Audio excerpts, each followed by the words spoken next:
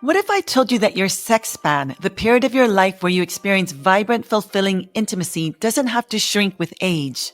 That pleasure isn't just a memory to look back on, but something you can actively cultivate at every stage of life. Think about it. We carefully plan for retirement, securing finances, investing in our future, and prioritizing our health span.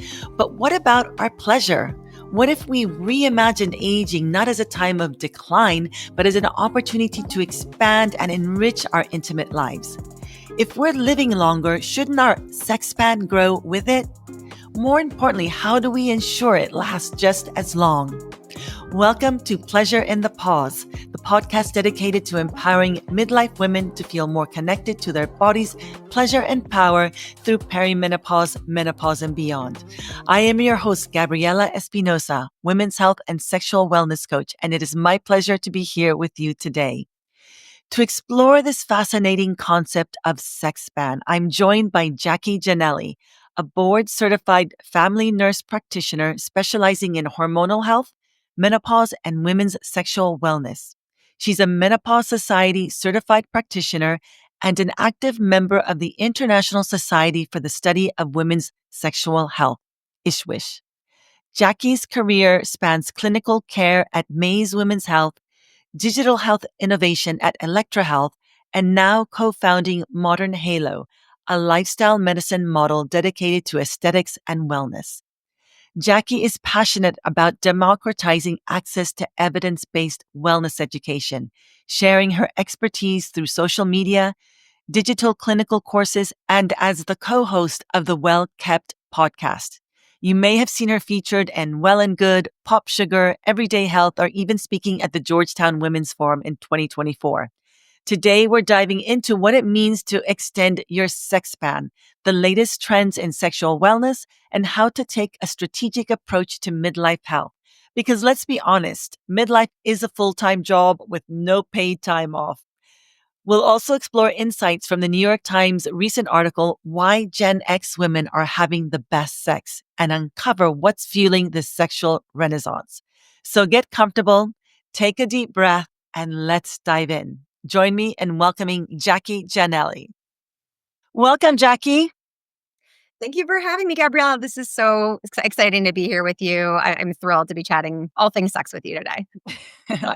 We're going to dive into this conversation about how midlife women can rethink their approach to sex, intimacy, and pleasure. And you bring such a wealth of knowledge and experience as a board-certified family nurse practitioner specializing in hormonal health, menopause, and women's sexual wellness. You're also a Menopause Society certified practitioner and an active member of the International Society for the Study of Women's Sexual Health, ISWISH, two highly respected organizations here in the US that are recommended by every medical expert I've talked to on the show. They offer amazing resources for how to find practitioners specializing in women's menopausal and sexual health. So I love that you straddle both areas. I'd love to start by having you share with our listeners what led you to specialize in sexual wellness and what drew you to this field of women's health. Yes, this is such an interesting story. I feel like mine is not your typical story of, I was doing regular well woman exams. No, I actually came into female sexual medicine through the urogynecologic field. So I worked for a male urologist. Was treating a lot of prostate cancer and really seeing how the conversation of sexual wellness was really included in pre-surgical counseling for prostate cancer, and how aggressively erectile dysfunction and other sexual dysfunction was not only treated, but how these men were being listened to and how their concerns were being acknowledged. And the very stark difference between that and then over on the female side, I was also at the same time working with a female urogynecologist and seeing women coming in with all kinds of postmenopausal sexual pain and vaginal laxity related issues, pelvic floor dysfunction, and certainly menopausal symptoms at the same time. And I just could not reconcile how we were treating these two genders in the same practice so very differently, and how little solution there existed for any kind of female sexual dysfunction, whether it was pelvic floor or libido. So I just started to ask questions and get curious and say, what else is out there? Who is doing this field of medicine? Who are the providers? Who are the experts? And I started reading, I started researching. In my backyard happened to be one of the most established, long-standing centers for female sexual dysfunction called Mays Men's and Women's Health. And so I spent some time working there and really learning about all things FSD or female sexual dysfunction. What that means is basically any disorders of desire. Do I want to have sex? Arousal. Can I physically get a response when I think about or participate in sexual activity? Any kind of sexual pain disorders. And of course, disorders of pleasure, so disorders of orgasm. And there really is a framework and a methodology that is longstanding. It's just never taught in school. And so none of us clinicians learned it. So I learned, like most of my colleagues in this field, on the job, which I think is truly the best education. And really, it took off from there. I'd love to hear more about that methodology, but your concern about this discrepancy between the way men's sexual health is addressed and women's has been echoed here on the podcast by a very well-known urologist, Dr. Kelly Casperson. She treated men who were coming in to deal with ED, erectile dysfunction. And yeah, they were given all the solutions, so many of them available to them. And then their partners, female partners, were saying, "What are you doing?" My male partner's coming back home, wanting to have sex with the greatest erections, and I can't go there. Right. And so she echoed that same concern about who's treating the women that are treating the men. Right. Such a huge oversight. That's just crazy when I hear those stories. And I'm seeing that awareness surface more and more on the part of leading urologists, leading urogynecologists. So it's so great that you trained with one and have that perspective as well. When we're talking about sexual wellness, it can mean different things to different people. How do you define sexual wellness, and why is it such a crucial part of overall well-being, especially in midlife? Yeah. So your ability to have good, satisfying, fulfilling sexual activity is one of the fundamental pillars of wellness. Sexual wellness is a reflection of our vitality, our ability to live with joy and get excited about something. It's not just the absence of pain, right? I think that's how conventional medicine looks at it. As long as it ain't broken, like we're just going to leave well enough alone. And I really respectfully disagree. I think we can do better than that. I think we can, of course, always make sure that things are functioning as they should. And the good news is if they're not, we have really great solutions in order to fix that. I always say to my patients, sexual pain 95% of the time really can be addressed pretty quickly and effectively with tools we have long-standing efficacy data around. Pushing the boundaries more, I think, into sexual pleasure and the optimization of sexual pleasure, especially through the midlife hormonal health transition that is menopause, does pose challenges and I think requires a little bit more of a nuanced, sort of longitudinal approach because there is no pill, unfortunately, no single prescription alone that gets the job done, right? It's truly something you have to work at. It's something you have to prioritize. And only will you prioritize it if you feel like there's value in it for you. And I think we haven't allowed women much of an opportunity or sort of the permission to value their sexual vitality beyond the reproductive years. It's always been thought of as a very transactional thing for women, right? We do it in order to find a partner or we do it in order to get pregnant, right? Sex was always a means to an end. And really, I think in midlife and beyond, we rewrite that narrative. And I think women get to think about sex and pleasure as something that sustains them for the many decades that are to come beyond their final menstrual period. And how is it more of a transformational, less transactional, more transformational experience for them Mm. as they move into this next phase of life where potentially they're rediscovering who they are and what drives them. So that's a very, kind of woo-woo answer to your question, but I hope you would We hear it we straight. love all the woo here on Pleasure in the Pause, and that really is music to my ears because that was the whole premise for starting this podcast, for really allowing women permission to see beyond their reproductive years and to see what's possible. So yeah, I love that so much. I've heard you speak about sexual wellness, and you touched on this already, as a key to our longevity, which I think is so relevant, especially as we're all living longer. We hear of lifespan, health span, and most recently, sex span. has become the new buzzword to describe the importance of our sexual wellness as part of longevity, which you just referred to. It was a relatively new concept for me. Can you walk us through this terminology, lifespan, health span, and explain what sex span means and why it's so important for midlife women to consider? Yeah, I love that this word has come into the colloquial language and that we're talking about it on podcasts because it is the ultimate badge of vitality for both men and for women. And sex span is not just for one gender, it's really for both. But to back up, lifespan is the most basic base case here. It is just how long are you going to live? It doesn't say anything about the quality of the years that you have. Health span is how many years you will live in good health. So that just means how are you able to live a good quality of life, right? We're not just living and counting our days as they go by. We're asking what are we capable of doing in those years? That really is to me the beacon of what we're all going for, right? We want to live as many good years as we can. We want to minimize the amount of years where maybe we are really incapable of enjoying ourselves because then why live, right? If you're not able to really do anything or derive any pleasure from your life.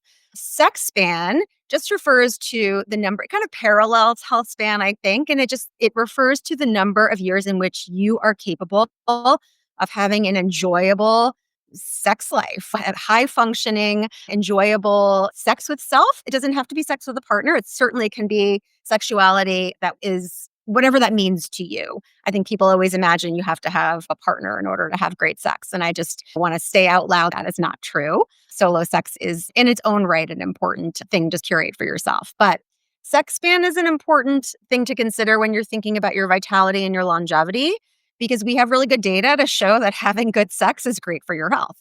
So when you have great sex, you release a lot of neurotransmitters, you release a lot of your own personal peptides like oxytocin that are great for your brain, but also encourage blood flow to different parts of your body. And we know that blood flow is crucial to our cardiovascular health. And anything that's good for our heart is good for our brain. So we're keeping our brain, we're keeping our neuroplasticity in compliance, we're expanding those blood vessels, and we're bringing blood more to our distal organs. We have tiny little blood vessels that go down to our pelvic area that can easily narrow, right? If we have chronic disease, inflammation, and all of that. And so by exercising, by bringing blood flow, and by tapping into our neurologic system, we're able to really biohack or neurohack, so to speak, some aspects of longevity that you're not going to get by just using red light therapy. And I'd love to talk to you about some of the steps that we can take to prolong our sex span. There's this outdated belief that women's sex life declines as she ages. And we're seeing a very different story emerge, right? You and I talked about this article that was just in the New York Times, why Gen X women are having better sex. And it highlights how Gen X women are having this sexual renaissance, feeling more confident, less inhibited, and more self assured than ever before, and really defying those outdated narratives. What do you think is driving this shift, and how can more women tap into this experience? I am right on the cusp of being a Gen Xer myself. I think I'm like the very last year of Gen X before we switch over into millennial.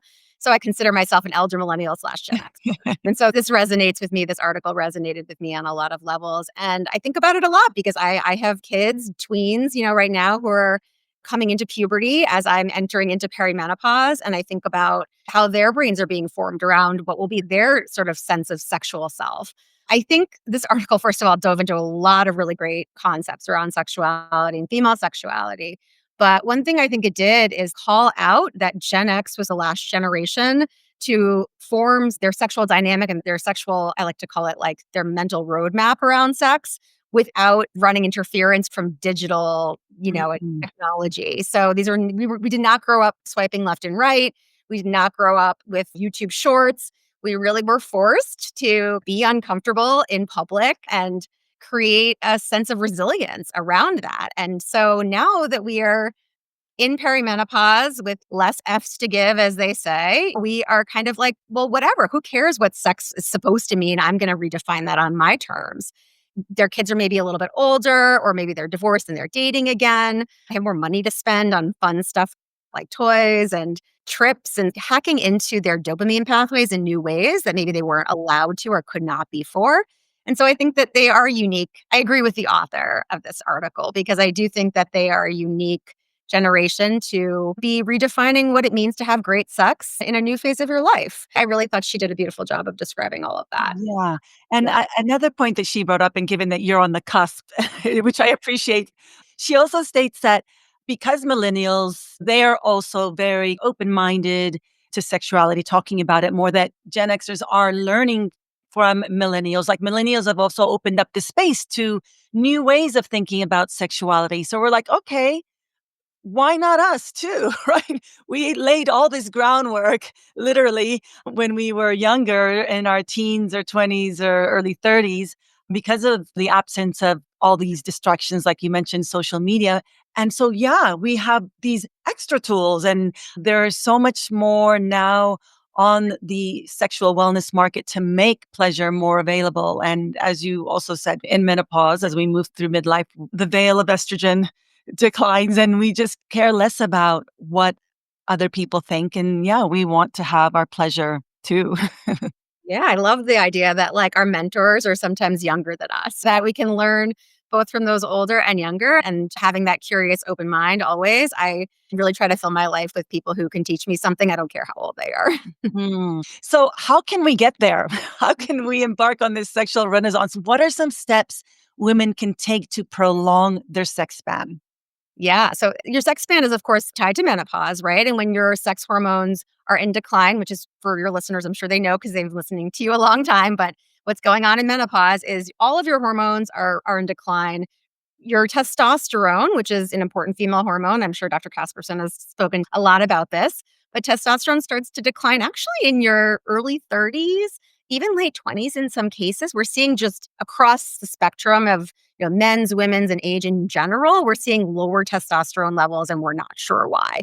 This is having an impact on fertility and reproduction, and of course, mental health, even. So that is just, something we're noticing, but you will be also experiencing a decline in your estrogen and progesterone on top of a declining testosterone as you move through the perimenopause and menopause transition.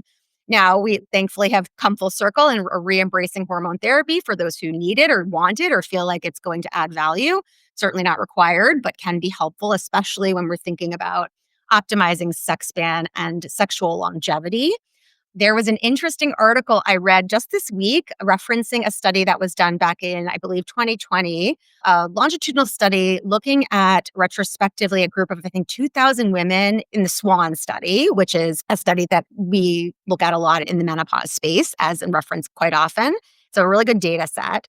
And it showed that women age matched who were having, they looked at how much sex they were having at each age of their life through midlife and beyond and controlled for a lot of variables. And they saw that women who were having sex weekly had a 28% less likely chance of going through menopause than their age matched cohort who were having sex only once per month. At each age, if you were having sex weekly, you're less likely to be going through menopause than somebody who's having sex monthly or less. And I think it was an interesting correlation because there are some, of course, theories about why could this be. And one is that your body is smart and that whole awful use it or lose it ideology potentially pertains here in that your body's saying to itself, if I'm not having sex anymore, really, why am I going to waste my energy trying to ovulate? I should probably go do some other things with my energy. And the body's that smart and would actually divert its energy elsewhere. And you may, again, not delay menopause. Although this is completely correlation and not causation whatsoever. Could it also just be that the women who had better hormonal health or had less inflammation, less chronic disease, just had better sexual health as a result of all that? So it's that like chicken and the egg scenario. But either way, I thought it was super interesting that potentially our sex span and our longevity and menopause all collided in this one study. So I thought that was really interesting that someone actually took the time to look at that. Yeah, that's fascinating. Fascinating. So, we're talking about, you just mentioned hormones as a key cornerstone of potentially, if we choose to go the hormone route, to extending our sex span. What other contributing factors can lengthen our sex span? Hormone therapy does a lot in the body. We have a hormone receptor in every organ system, from our brain to our toenails. And we know estrogen can help with our neuroplasticity and our mood. Certainly, our mood is very closely tied to how we think about sex. Sexual pleasure is really tied to the neuromodulator dopamine. Dopamine is an incredibly powerful substance in our body. It helps us to feel happy. It helps us to seek joy. It helps us to feel motivated and confident and even take a little bit of risk sometimes. And of course, optimizes all areas of female sexual function. So, desire, arousal, and orgasm are all made better when we have ample dopamine. And testosterone, of course, is a driver of dopamine. I don't think a lot of people realize that your testosterone can work a little bit like some antidepressants on the market in some ways. So, finding that right combination of estrogen and testosterone is often helpful. But we have really great tools. It's 2025 now. We have peptides on the market that are really incredible for female sexual function. Can you talk about that? I haven't had anyone on the show talk about peptides. What are they and what role do they play? So you will know the peptide when I say it. So certainly GLP, semaglutide, tirzepatide. There's more in the pipeline coming down, but anything that ends in an "ide" like that is really a peptide. And that is a form of hormone therapy in some ways. These are substances that your body has naturally made at some point, and a lot of people are deficient in them. And so we get obesity, diabetes, chronic inflammation. And so these peptides really are a nice adjunct to hormone therapy in that they can help with our gut function. They can help us with satiety and sort of rewiring some of our hormonal health pathways, namely insulin and cortisol as well. So we're not just estrogen and testosterone, we're a symphony of all of these different hormones. And so peptides work very differently in different parts of our body. And so while a GLP, like semaglutide, Ozempic, or Zepbound, as you all may know it as, works primarily in the gut and the brain, we have other peptides too. And for my sexual medicine colleagues out there, you will all know one, namely called Vyleesi, which is one of the two FDA-approved medications we have on the market today to treat hypoactive sexual desire disorder in premenopausal women. Bremelanotide, which is the peptide that is in Vyleesi, is an interesting substance as well and has some similar functions to semaglutide and tirzepatide. These are all, again, ending in IDE, right? And so they also work in the gut, can improve a little bit of, food noise as well, but more importantly, work directly in the brain to activate the female pleasure centers. So women who take Vyleesi are actually trying to really optimize for their physical arousal. So blood flow going to all of our different parts of our body, to our brain, but also to our vulva and our vagina to help improve the ability to get excited and respond to physical stimuli. That and oxytocin is another peptide that I'm not sure everyone recognizes as a peptide. Oxytocin is that bonding hormone that you get in your bloodstream when you have a new baby and you're breastfeeding and you have a new partner that you just met. It's that bonding, I just want to be close to you all the time hormone and peptide. But they haven't bottled that yet, have they? Not in an FDA-approved version, but oxytocin is available. You can take it as a nasal spray. You Oh, can take really? it under the tongue. And one of my favorite things to do is to combine it with bremelanotide in just a troche, which all that means is just like a little dissolvable under the tongue through the mucous membranes of the mouth is how it's absorbed. And you can take the peptides that way.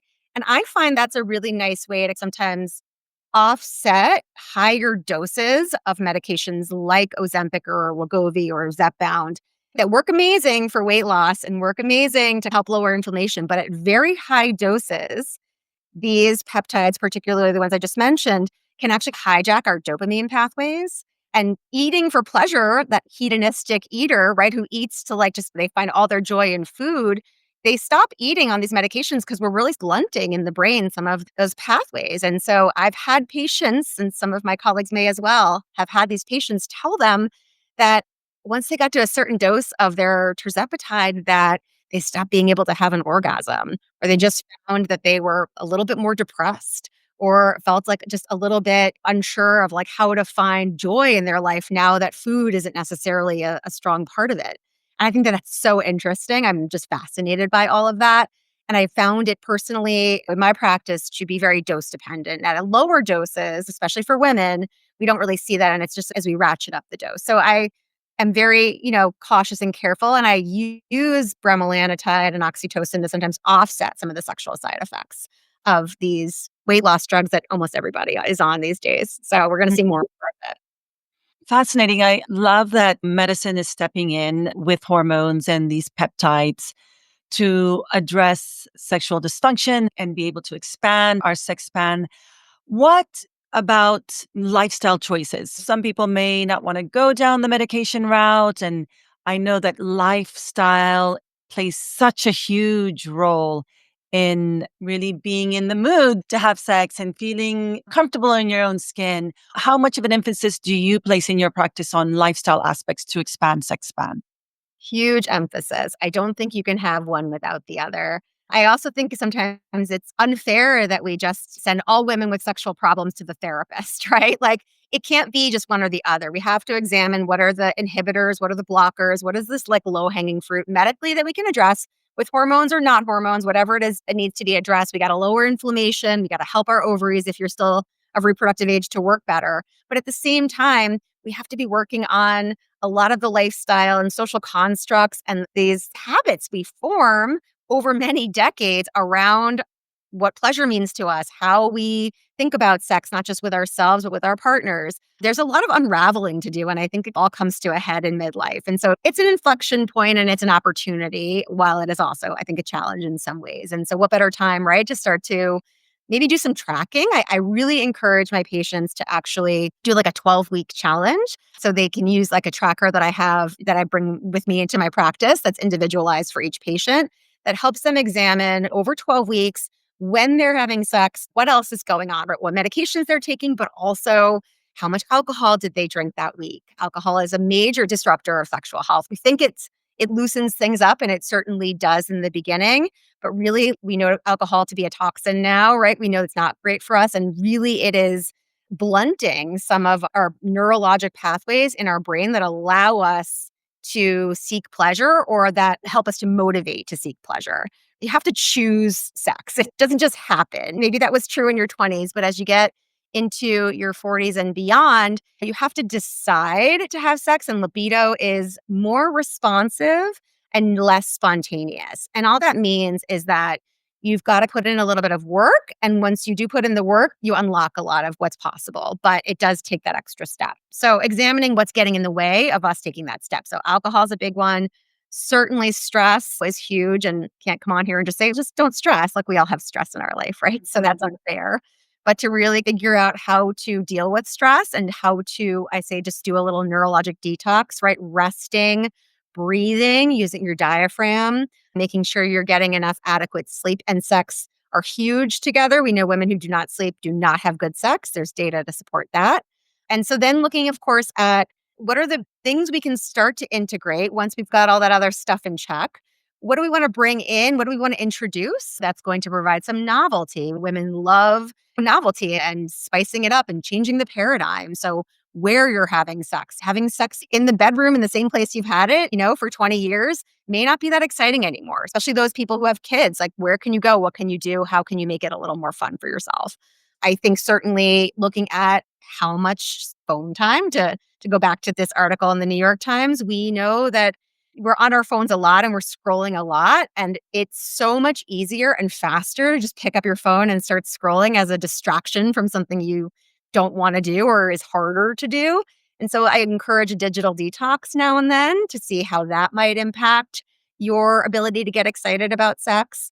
I think just the art of tracking in and of itself is a signal to your brain that you've committed to doing something. It's almost like a challenge to yourself. It's like, I'm going to start tracking exactly how I feel and what's going on when I'm having sex and how I feel after, and setting goals around it and then reflecting on those goals and then stepping back and saying, okay, not that I failed or I passed, but what does this tell me about how I respond to sexual stimuli, what's helping me and what's hurting me? And I think moving from that place, you could be your own sex therapist in a lot of ways if you do some of that work.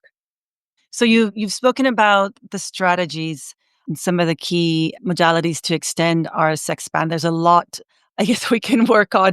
What are the top three things midlife women can do today? If someone's going to say, okay, what are the first three steps, baby steps that I can do today to maintain or even enhance my sexual vitality? Yeah, I think first of all, you have to decide you want to make it a priority. I think a lot of women are waiting for good sex to happen to them. And unless are starting in a brand new relationship where you get the benefit or the leg up of having a lot of oxytocin coursing through your veins, which is an unusual scenario. I think most women are either in a long-standing relationship or not in a relationship and are just like dealing with the status quo for a while. You kind of have to decide that this is something you want for yourself. And I will caveat that by saying it's okay if you don't need or want sex to be a big part of your life. It adds a lot of value, but it's not technically a problem if you don't want sex and you and your partner have decided that's not an important part of your relationship, right? That's not a pathology.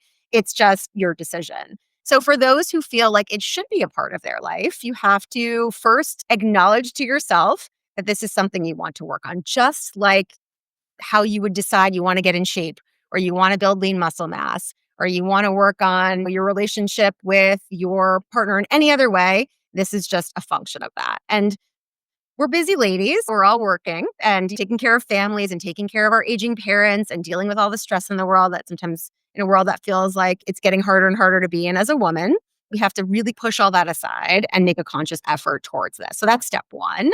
Step two would be to really get to know your body. A lot of women in menopause or who've gone through traumas like breast cancer or have had surgery, right? Their bodies may look and feel a lot different than they did previously. Reconciling with yourself that you're not your 20-year-old self anymore. This is your body. What do you love about your body now? What do you, putting aside the stuff you hate, it's really easy for us to focus on our shortcomings. But what's new and different about us that we might be able to explore in a new and different way? That kind of positive thinking, that kind of optimistic, like I can do this approach is key, I think. And getting to know what turns you on. That may not be something that you've explored before. I think a lot of women just took for granted that they could, you know, have the benefit of a spontaneous desire and not really have to work on their arousal as much. Arousal really is where it starts for libido. So arousal, again, is the physical response to sexual stimuli and then follows our desire or our want to have sex. It's really the opposite of what men experience. And that's unfair in a lot of ways, but it's how it is. And so when we're talking about what turns us on physically, maybe that's visual, maybe that's auditory, maybe that's a certain kind of touch.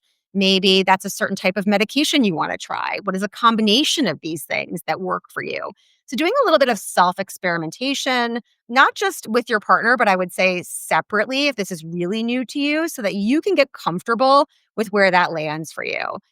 And then bringing that into the partnered relationship, I think is great. And of course, if you can, addressing any of your perimenopausal or menopausal symptoms that are standing in the way of your quality of life. That does not mean it has to be hormone therapy of any kind, although certainly we do see the benefits of it. It can truly just mean making sure you're doing everything you can to minimize your hot flashes. A hot flash starts in the brain, and there's absolutely no way that you're going to have a hot flash and an orgasm at the same time. Those two things just don't go together. So, really restoring first. Restorative stuff to me is rest and digest, getting into more mindfulness practices, getting in touch with what calms you down using breath work, getting in touch with your pelvic floor, making sure that you're able to move your pelvic floor, both expand and contract. We even talk about the pelvic floor today. All of those things are part of like base case, like how do I get myself into a place of openness and acceptance for this? And then moving more into okay, now I want to optimize. And how do I do that? And what are the things I want to add? And then really asking yourself, okay, now that I'm in this, like my gas tank is full, I want to put my foot on the gas. I want to make it go and really setting a plan and a strategy for how to do that. And that's where, again, I love this idea of a 12-week challenge where you're saying to yourself, maybe you don't even tell your partner you're doing it. Maybe it's just something you're doing for you, where you're really experimenting with different tools. It could be toys, it could be products, it could be medications, it could be behavioral changes. But again, what is this new body wanting and feeling and asking for? And those pieces will start to come together for you. And only you can figure that out, right? As a provider, a healthcare provider, I can't walk that walk with you. I can give you the tools that help you enable you in order to do this work. But that to me is the hardest part. And that's why it requires intention and willingness. Mhm. Yeah. No, I love how you have talked us through the medical options, the lifestyle options, the mindset really shift that we need to take, really wanting to want this and making it a priority. And I think I always say you have to invest in your pleasure, right? It does take time. It does take a little bit of financial resources. The sexual wellness market is huge, right? I see sexual wellness brands marketing to Gen X women, midlife women, left and right, which I think is great. I love seeing that. There are so many tools, products that we can use to expand our sex span or really invest in our sexual pleasure. I come home sometimes from these menopause conferences with a goodie bag and toys and things, and it can feel a little bit overwhelming. If we were to invest in our pleasure, what would be the top three tools or products you would advise women to invest in? Mm. First of all, I think, you made a good point by saying that this can feel overwhelming. I mean, there's so much marketing in this space. We don't prescribe these things, although maybe we should as providers prescribe vibrators and toys and things like that, because it does give more permission and give this sense of that you're doing this for like this very important kind of pillar of your health, right? This is not just for fun, although it is fun, right? You get the benefit of having both fun and health benefits together. But I think that this is also about thinking about what's going to build your confidence, right? Your sexual confidence is part of your sexual vitality. And so using a vibrator that feels uncomfortable for you or is just that you're not into is not going to make you feel like you're walking into that room as like the sexiest version of yourself. And before you go spend $300 on an expensive toy or something like that, just thinking about the different ways you like to be touched, thinking about the different parts of your body. What are your erotic zones, right? Where do you derive the most pleasure? And starting from there. But it can be as simple as just if you've never experimented with this stuff, just trying some different lubricants, right? We have so many great options when it comes to lubricants. So I think every woman needs to find that one lubricant that she can use either with herself or with a partner or with a toy that just is the go-to, right? That just always feels good.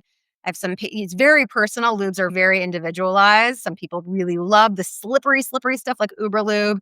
And some people, that's just too much for them and they prefer an oil-based lube instead.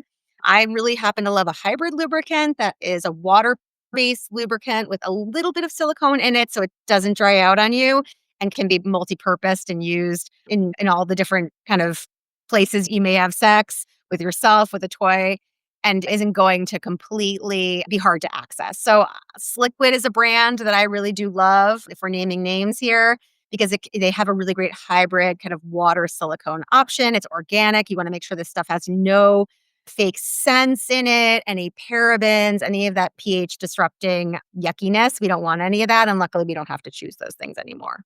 So Great Lube would be kind of my number one. There's I think people don't think as much about other kind of personal care products as being sexual wellness products. But if we're talking about confidence, I think having a really great like body spray on you or a really great kind of, an easy to grab kind of wipe. As midlife women, we sometimes don't know when our period's going to come. We sometimes don't know when sex is going to happen. And just having something in your purse that kind of is backup for you that you're like, oh yeah, that wipe is in there and I'm good no matter where I am. We're dealing with a lot and we're very much on overload, and midlife women, I think, always appreciate a backup. And so I really love the Antivorta traditional Chinese medicine inspired wipes. They make a really amazing flushable, organic, natural wipe that I use after I get off the subway, like cleaning my hands in the summer. If I feel like I need to freshen up, they make an amazing little spray. So they're a great brand. And I actually safe for my kids too. And are those safe for the vulval vaginal area? Yeah, their wipes are actually called their intimate wipes. And Mhm. women, I think, are very sensitive down there, especially if they're a little more dry or their tissues are thinning a little bit or they have vulvodynia. There's a lot of use cases, but it's super, super gentle and actually completely medicinal from the traditional Chinese medicine field. And so these are two women who actually created this based on their own kind of ethnic heritages. And they really did the research and understood what was going into the different herbs and why that was important for our skin and our mucosal membranes of that intimate part of our body. So I love that. I hand them out crazy in my practice and they smell amazing, which is fun. And then I think experimenting with vibrators is something every woman should do.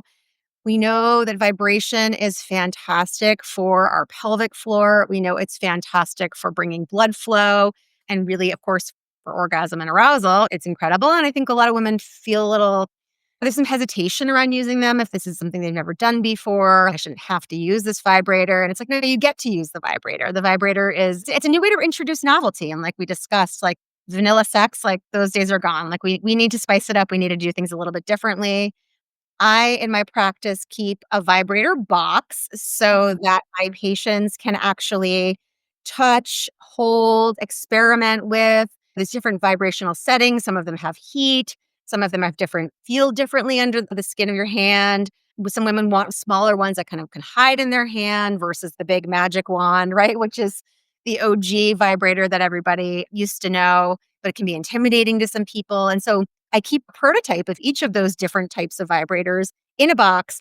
And when we're doing a sexual medicine consult, we bring it out and I give women an opportunity to play around with them so that they know what they're investing in because these things are not cheap, Mm, many of them. yeah. I think it's always appreciated. Yeah, and going back to your point of starting off first by getting to know your body and what you like and how to be touched can be a good way to know what kind of toy to buy. At least that's been my experience, right? I don't really like I don't even know what they're called. The ones that you insert, right? The dildo ones that you insert. I found like the smaller the toy and the wider the toy for that external vulval or clitoral stimulation for me has been great. I love that. And I bring it into the bedroom with my partner and just get a little bit of a head start with that. And so I think, yeah, some of the other ones, I have a whole box full of vibrators myself. I get them sent to me by different brands and I go to these conferences and they're gifted to me. And so I've tried quite a few and I'm like, this is what my body likes because I know I like this certain position and this certain type of stimulation. And I find that this particular toy does the trick. So I think starting off first before, yeah, going out and buying the expensive toy and going down that rabbit hole, first know what kind of stimulation you like, what kind of touch you like, and then going in and seeing all the different options of vibrators and seeing what fits the bill, what floats your boat. For women who like oral sex, the suction vibrators Mm, are often a win, and they would never have thought that, right? And so just having somebody to help you navigate those little micro choices in there and land on something, not to say you can't have many vibrators because that's fun too, but if you're yeah, if you have limited budget and most women do, really finding the one that is the most multi-purpose that can be used, for both solo sex and partnered sex, I think you have that hero product in your nightstand, then it's worth the expense, but you got to do the homework to figure that out. yeah, and keep it charged at all times. Especially after use, I always forget that. And then what about from a medical standpoint? What are some of the most effective treatments or therapies or modalities that you've seen for improving sexual function for midlife women? We didn't even talk about it, and I can't believe it hasn't come up yet, but vaginal hormones all day long, every day. I'm gonna scream that. I know your other guests are saying the same thing. There's really no one who can't use a vaginal hormone, and, my personal favorite is, progesterone or DHEA, otherwise known as Infarosa, because it's a pro-hormone. It can turn into both testosterone and estrogen in the walls of the vagina, and your clitoris really loves that, or vaginal microbiome really loves that, and there's even some data to suggest that it activates the nerve endings in the vagina too to, again, help with arousal and sexual desire more than just increasing lubrication, making sure you're not dry, making sure you're getting good collagen and elastin stimulation. Like all of that is not something we have to wait for you to be miserable in order to treat. We should be using vaginal hormones proactively, preventatively. There should be an over the counter option. There is not. Unfortunately, a lot of these branded hormones are really still expensive, but it doesn't have to be. There are very easy ways to get vaginal estrogen that are generic, that are accessible. There's no excuse for dryness, a dry vagina anymore. There's just not. If you're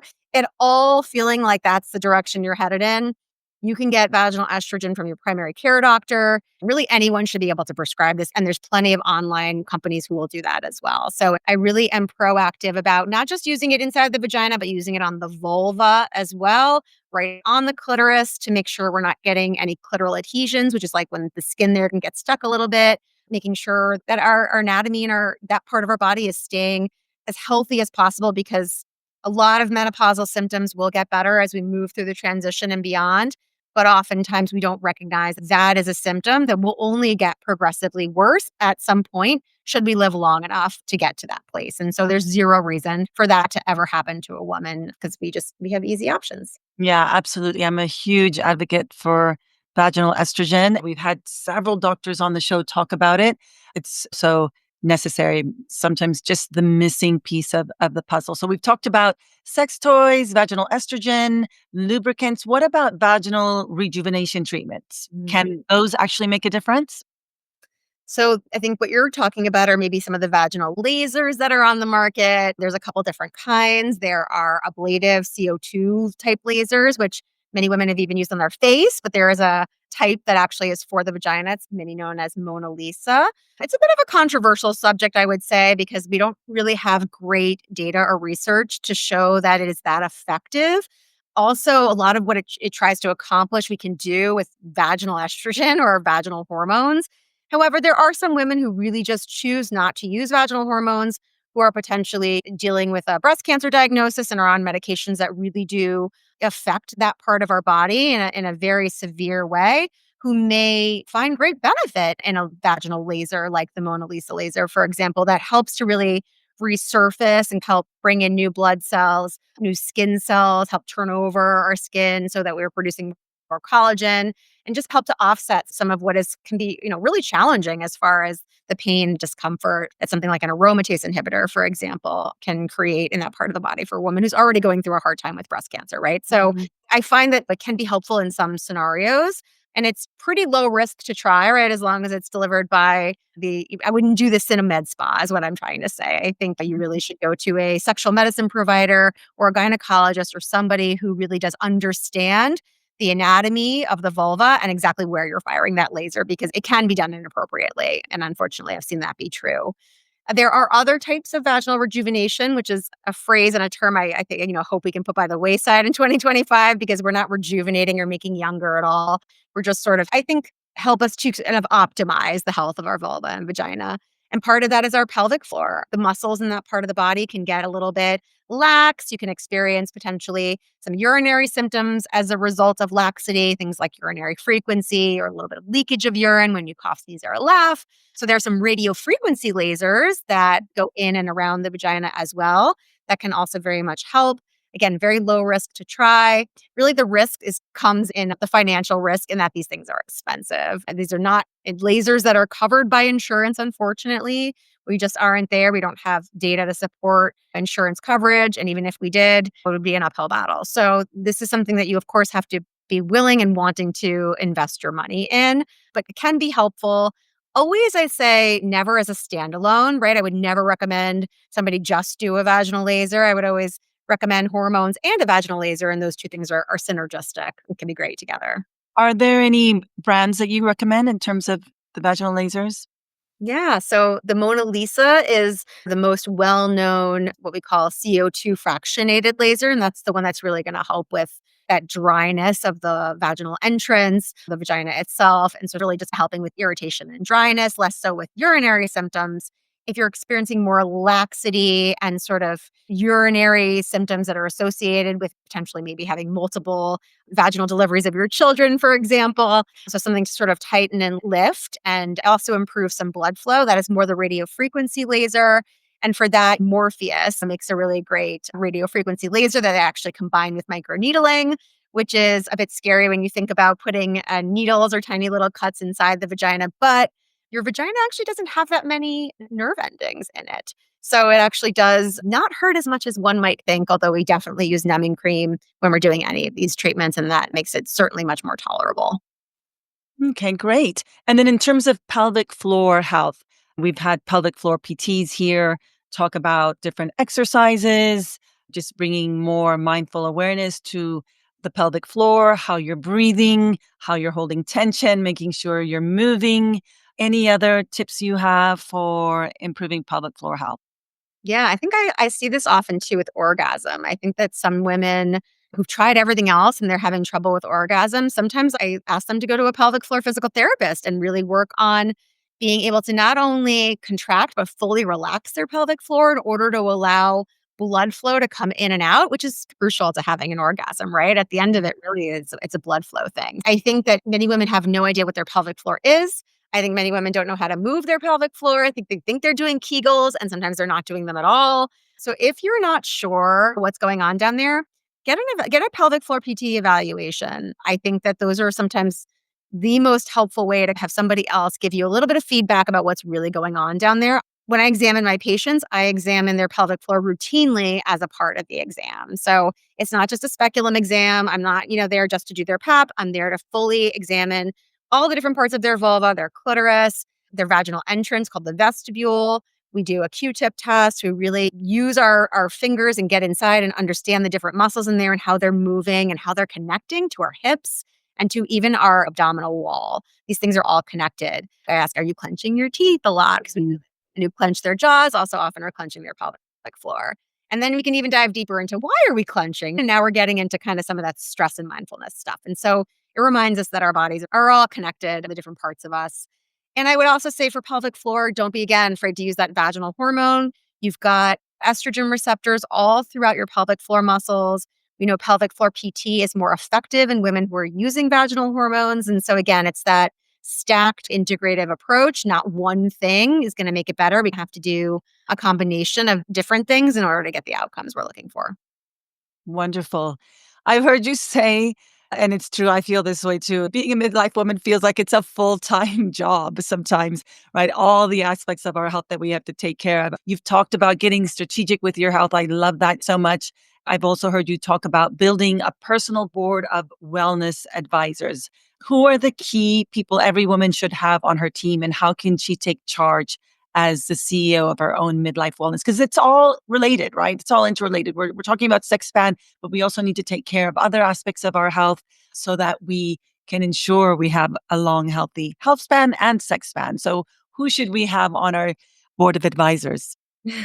This is such a fun topic to talk about. So I think you definitely need a hormonal health guru, somebody who understands not just your reproductive hormones, but how they all play in the sandbox together. So somebody who can address your adrenal health, somebody who can just make sure they take a complete look at your thyroid and make sure none of that is impacting your testosterone levels, for example, are very much impacted by your thyroid health. And so you've got to really find someone who can zoom out and quarterback your hormonal health care. It's not always often an endocrinologist. I know a lot of women think think that they need to see an endocrinologist, but sometimes that's not the right person. Sometimes it's truly a menopause specialist or a sexual health specialist and somebody who can help you think outside the box a little bit. Unfortunately, the system is not set up for women in menopause to be able to navigate the system very well. There's a lot of blockers in our way with insurance, with getting these medications, with being able to figure out what we need and when and how to evolve through the menopause transition. What we need in the beginning is much different than what we need at the end. So somebody you can partner with who can like kind of become that, again, that kind of advisor for you, that you get a plan, you stick with it, and then you have that person you can go right back to when things change. So that would be a big one. Certainly, a sexual medicine expert, somebody who understands both, I think, the interplay of hormones, but within our brain, right? So much of sexual health is actually mental health and mindfulness and neurocognitive endurance.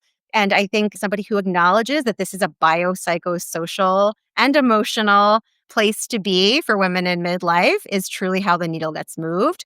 So that might be a psychotherapist, that might be a nurse practitioner in sexual medicine, right? That might be a good girlfriend even, but somebody who can truly help you with that mindfulness piece is, I think, crucial because we can write prescriptions all day long, but unless we are really in the right mindset to take the tools we have and to put them together, I think we're not going to succeed as much as we would otherwise. Of course, for me, it's always somebody who understands, I think, how our hormones impact our skin. So I really love the intersection of aesthetics and wellness. And I'm not just talking about Botox and fillers, right? I'm talking about all this cool stuff we have coming with regenerative medicine, how our skin is a reflection of our inflammation and of our overall vitality. It's an organ just like any other, right? And so we've made it very, I don't know, I think superficial when thinking about our beauty, but what is our hair telling us? And hair loss, big thing, I think, for women in midlife. And how we feel about our beauty is a reflection, too, of our confidence. You want to walk into that room as the most confident women possible. And so, whatever that means to you about how you want to look and feel, I think is important. So, somebody who can help you through that, I think it would be unfair to leave that person out. Those would be like the sex span and vitality related wellness advisors. I think having a financial advisor on your board is important as well because our financial wellness allows us to invest in our sex span. So Yeah, no, I love that you focus on confidence because sometimes there can be this sense that we're leaning into these societal expectations to stay youthful, that we equate desirability with youth, but it's not really about that. It's all these topics that you touch on are really about prevention about longevity and really about, living your best lives as confidently as possible. That's so important. Yeah, it stops being for the world, it starts being for you, and nobody gets to judge that. So that's for you to judge. And that is, I think, one of the best parts about being somebody in midlife is that we get to redefine things on our own term.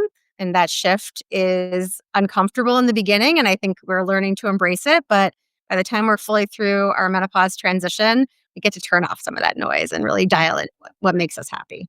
Yeah, definitely. If you were to give just one piece of advice, one piece of encouragement to anyone who's listening, who's like, do I really want to invest this much time and effort into my sex life? What would you tell them?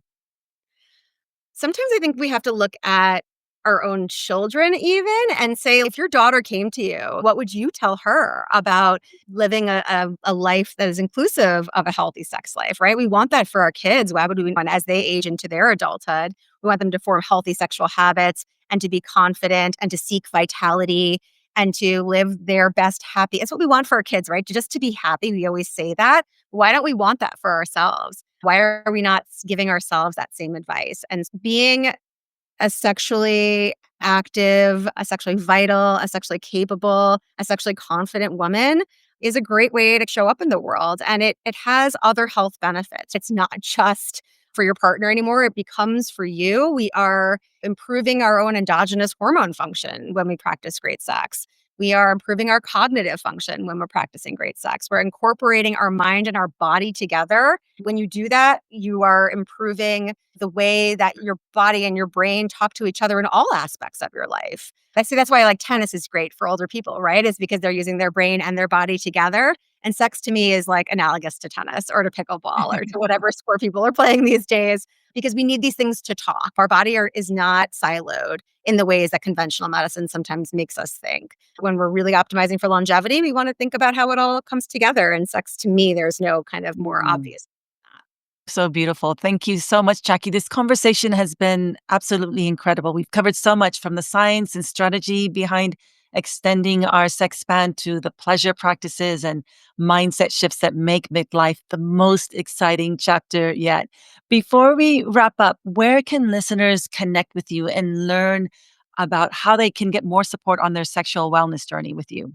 Certainly. So if you're local to New York City, you're always welcome to come see me as a patient. I'll put that practice information in the show notes. I prescribe hormone therapy, non-hormonal treatments. We talk all about sex, all about longevity and menopause. You can, of course, find me. I do a lot of education right on social media on Instagram at Jackie.Giannelli NP Talks. But I'll put, again, that in the show notes for you because it's a lot of letters in my last name. I also am a podcast host, the Well Kept Podcast with my friend Carmen. She and I dive into, again, all things women's health, aesthetics, beauty, aging, redefining what female longevity is in this part of 2025 and beyond. And folks can listen to me there. I think those are the main ways these days. Wonderful. I'll definitely add those to the show notes. Yeah, I've learned so much from you on Instagram. So definitely give Jackie a follow there. Thank you so much, Jackie, for sharing your wisdom, your research, and your personal insights with us today. And to our listeners, if this conversation resonated with you, share with a friend, leave us a review, and start thinking about how you want to extend your own sex span. Stay curious, stay connected, and embrace the pleasure in the pause. Thank you. I hope you enjoyed this episode of Pleasure in the Pause. Want to help me spread more pleasure in the world? Hit the share episode button and send it to a friend or post it on your Instagram stories and tag me, Gabriella Espinosa. And if you really love this podcast, please leave a rating or review as this helps the show get in front of new listeners. Finally, if you would like to access even more pleasure and stay in touch, sign up for my free pleasure upgrade bundle of powerful mind-body practices by going to pleasureinthepause.com. Remember, your pleasure matters.